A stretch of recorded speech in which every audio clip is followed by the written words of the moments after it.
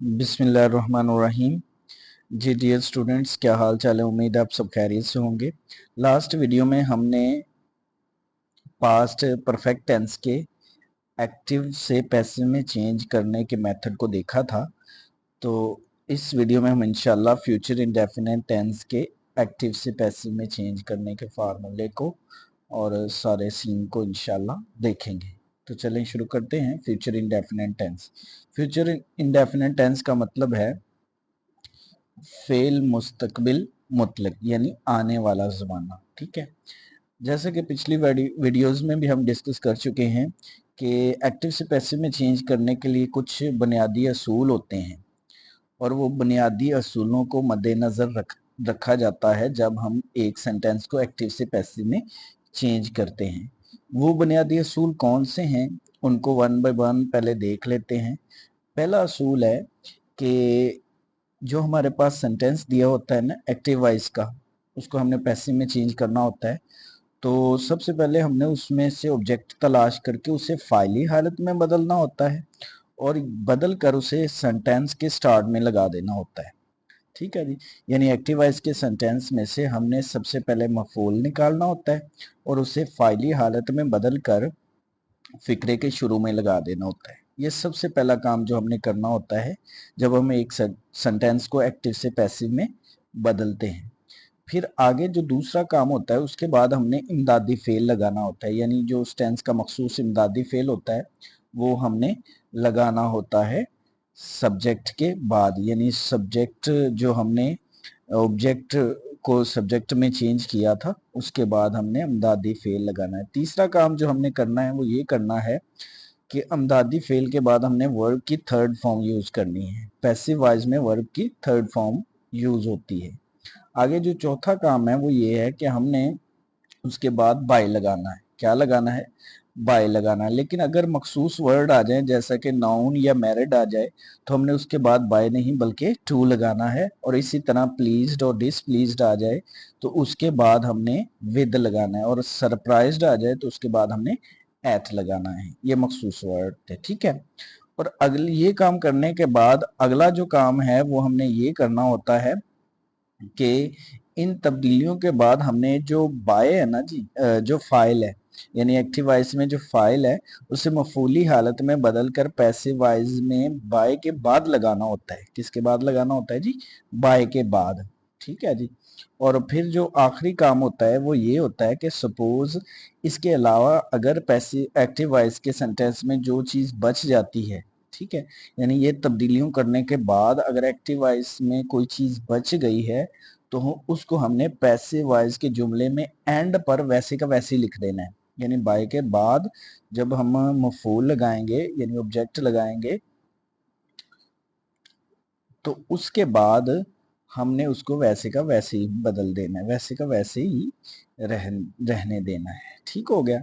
ये उम्मीद है आपको अच्छे से समझ आ गई होगी इन 5 बुनियादी असूल की। तो चलिए आगे चलकर हम फ्यूचर इंडेफिनिट को देखते हैं, इसके सिंपल सेंटेंसेस को। सिंपल सेंटेंसेस के एक्टिव वॉइस का सबसे पहला फार्मूला देखते हैं कि एक्टिव वॉइस का क्या फार्मूला होता है। एक्टिव वॉइस का बच्चों इसके फार्मूला ये होता है कि सबसे पहले हम सब्जेक्ट लगाते हैं, सब्जेक्ट के बाद हम विल या शैल हेल्पिंग वर्ब में से कोई एक दोनों में से लगाते हैं, उसके बाद हम वी वन लगाते हैं और फिर हम ऑब्जेक्ट लगाते हैं। ये इसके एक्टिव वॉइस का फार्मूला था।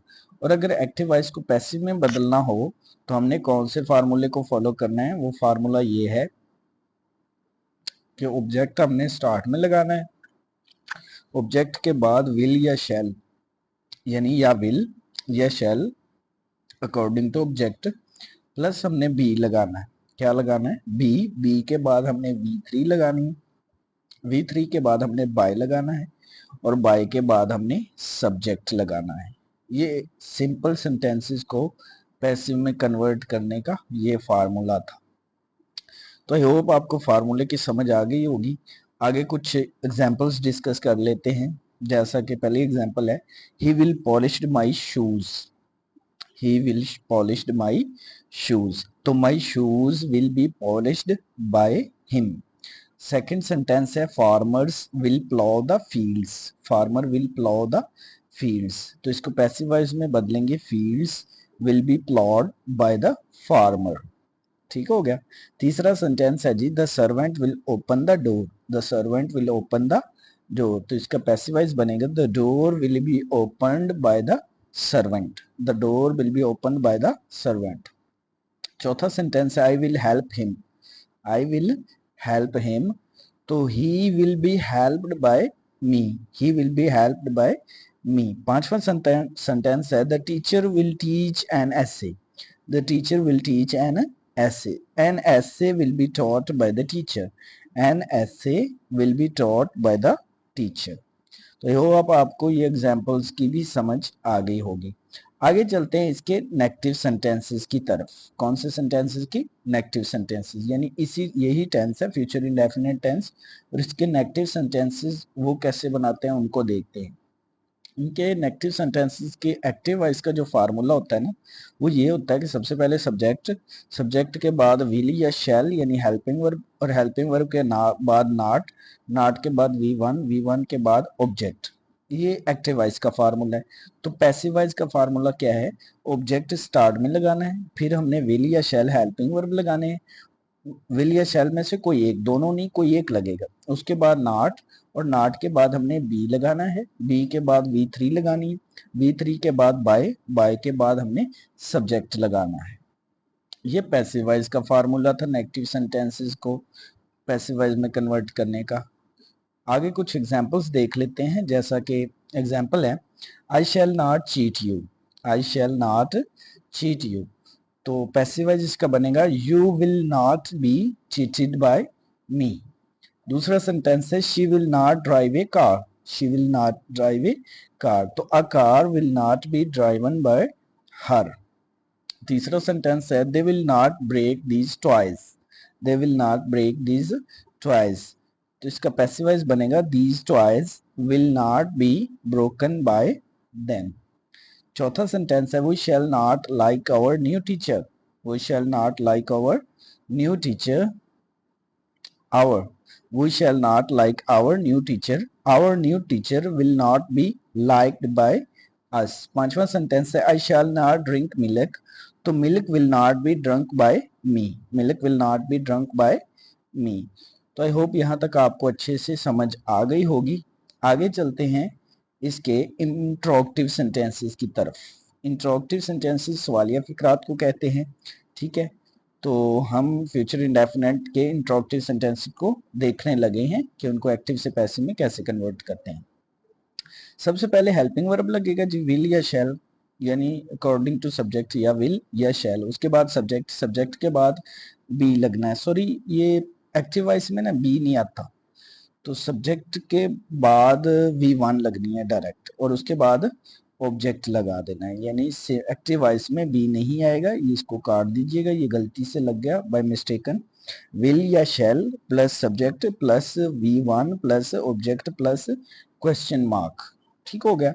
आगे जो पैसिव वॉइस है उनका फार्मूला ये है कि विल या शैल स्टार्ट में ही रहना है, फिर ऑब्जेक्ट लगना है, ऑब्जेक्ट के बाद बी लगना है, बी के बाद V3, V3 के बाद बाय, बाय के बाद सब्जेक्ट, सब्जेक्ट के बाद question mark. I am repeating that active voice में बी नहीं आता, विल या shall plus subject plus V1 plus object plus question mark, ये आएगा, ठीक है।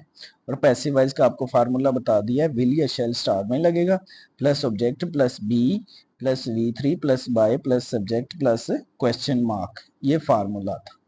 होप फार्मूले की आपको समझ आ गई होगी। आगे चलते हैं इसकी कुछ एग्जांपल्स की तरफ। जैसा कि एग्जांपल देखिए, will you visit your mother, तो इसमें देखें बी नहीं है, तो उस फार्मूले में मिस्टेकनली लिखा गया, बी नहीं आता। Will you visit your mother, ठीक है, तो इसका पैसिव वॉइस बनेगा will your mother be visited by you, will your mother be visited by you. Second sentence है will she sing a sweet song, तो will a sweet song be sung by हर।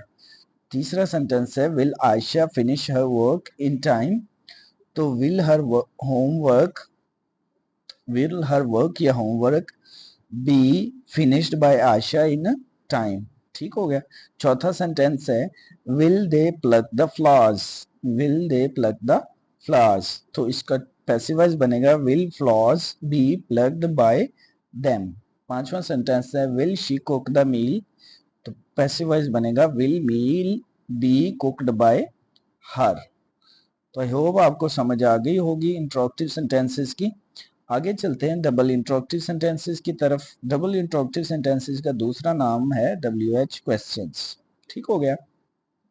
इनके active voice का जो formula है वो ये होता है कि सबसे पहले हम WH एलिमेंट लगाते हैं। WH एलिमेंट के बाद विल या शैल में से कोई एक लगता है, उसके बाद सब्जेक्ट लगता है, सब्जेक्ट के बाद हम V1 लगाते हैं, V1 के बाद हम ऑब्जेक्ट, और ऑब्जेक्ट के बाद हम क्वेश्चन मार्क लगाते हैं। ये एक्टिव वॉइस का फार्मूला है डबल इंट्रोगेटिव सेंटेंसेस का।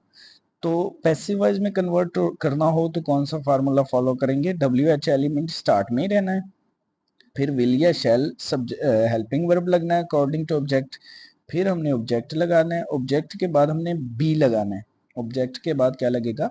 बी, बी के बाद V3 लगेगी, क्या लगेगी? V3, V3 के बाद बाय लगेगा, बाय के बाद सब्जेक्ट लगेगा, और सब्जेक्ट के बाद क्वेश्चन मार्क यानी एंड पर क्वेश्चन मार्क लगेगा। तो आई होप आपको फार्मूले की भी समझ आ गई होगी। आगे चलते हैं, कुछ एग्जांपल्स देखते हैं इस सेंटेंसेस की। जैसा कि एग्जांपल है, when will you learn your lesson? when will you learn your lesson? तुम अपना सबक कब याद करोगे? इसका पैसिव वॉइस बनेगा when will your lesson be learnt by you?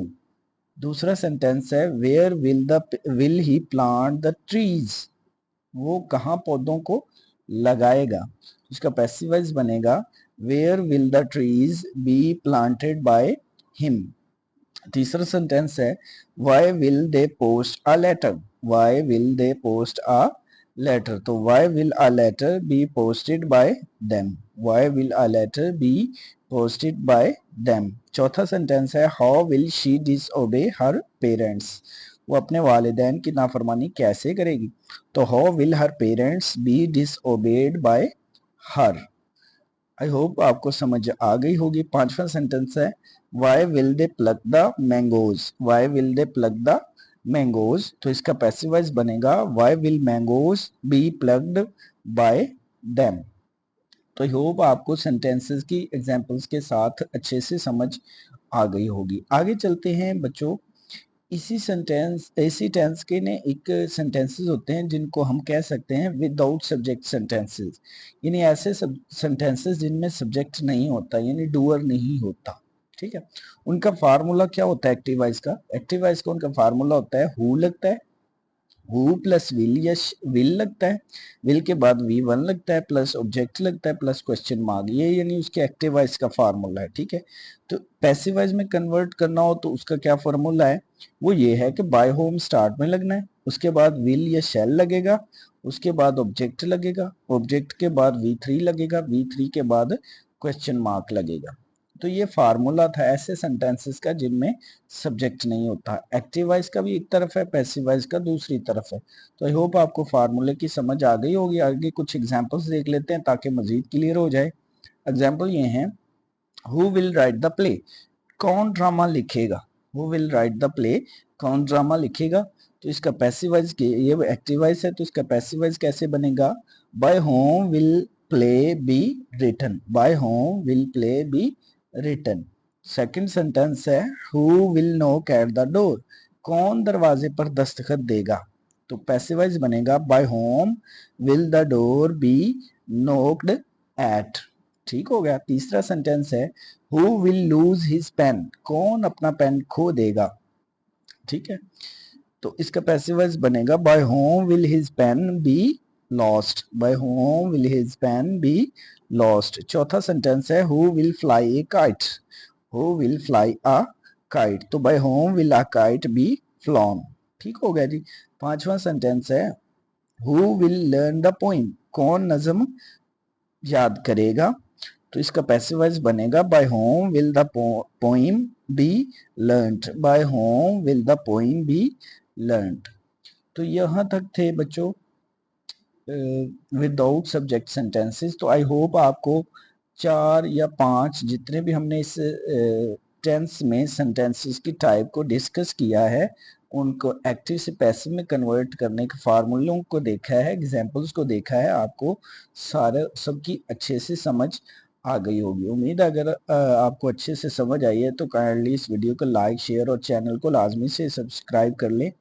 मिलते हैं आपसे अगली वीडियो में, जिस वीडियो में इंशाल्लाह हमारा टॉपिक होगा कि हमने एक्टिव से पैसिव में कन्वर्ट करने होंगे कौन से टेंस को। हमने इंशाल्लाह फ्यूचर कंटिन्यूअस टेंस को डिस्कस करेंगे कि उसके एक्टिव से पैसिव को कैसे चेंज करते हैं। अल्लाह हाफिज।